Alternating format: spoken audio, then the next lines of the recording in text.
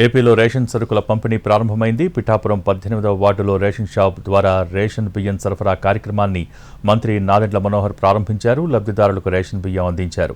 ఇకపై ప్రతి నెల తొలి 15 రోజుల పాటు రేషన్ షాపుల ద్వారా నిత్యావసర సరుకులు అందించనున్నారు.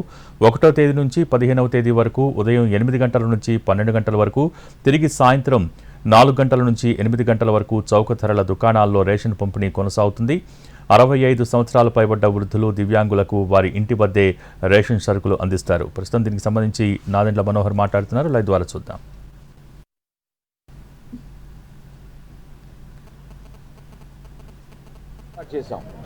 డీలర్లు ఖచ్చితంగా అక్కడ వెళ్ళగానే వాళ్ళ ఇంటికి వెళ్ళగానే ఒక ఫోటో తీసుకుని మా కేంద్ర కార్యాలయానికి పంపిణీ చేశామని చెప్పి వాళ్ళు పంపించాలి. ఈ విధంగా మానిటర్ చేసుకుంటూ ఒక అద్భుతమైన కార్యక్రమానికి మరొకసారి శ్రీకారం చుట్టాం. గతంలో జరిగిన నష్టాన్ని మా కూటమి ప్రభుత్వం ఒక మంచి పరిపాలనతో ఒక మార్పు తీసుకురావాలని సంవత్సరం లోపే మేము చేసిన కార్యక్రమం. ఇన్ఫాక్ట్ ఈ రోజు మీరు గత సంవత్సరం మీరు గుర్తుపెట్టుకుంటే ఈ రోజున ఎగ్జిట్ పోల్స్ వచ్చినాయి. ఎగ్జిట్ పోల్స్ లో చాలా క్లియర్ గా ఒక మార్పు రాబోతోంది. మన రాష్ట్రంలో మంచి ప్రభుత్వం రాబోతుందని పత్రికలందరూ కూడా ఆ రోజు ప్రచురించారు, చూపించారు.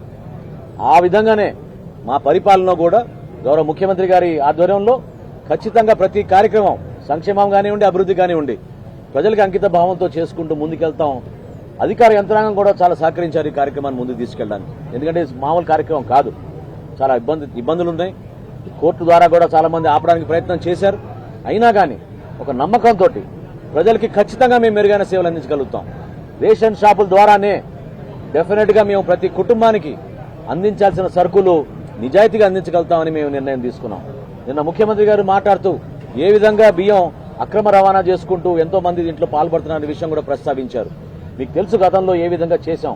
ఈ సంవత్సరం కాలంలో మొట్టమొదటిసారి రైస్ స్మగ్లింగ్ ని పీడీ యాక్ట్ కింద తీసుకొచ్చాం. ఆ చట్టం కింద తీసుకొచ్చి కేసులు కూడా బుక్ చేసి కాకినాడలో కూడా మీరు చూశారు, చెక్ పోస్టులు ఏర్పాటు చేశాం. రాబోయే రోజుల్లో ఖచ్చితంగా నెల్లూరు జిల్లాలో తడలోను, కృష్ణపట్నం దగ్గర కూడా అదే విధంగా పర్యవేక్షించి ఖచ్చితంగా మన ప్రజలకు అందించాల్సిన ఈ సరుకుని ప్రతి ఒక్కరికి అందించే విధంగా ఈ కార్యక్రమాన్ని ముందుకు తీసుకెళ్తాం.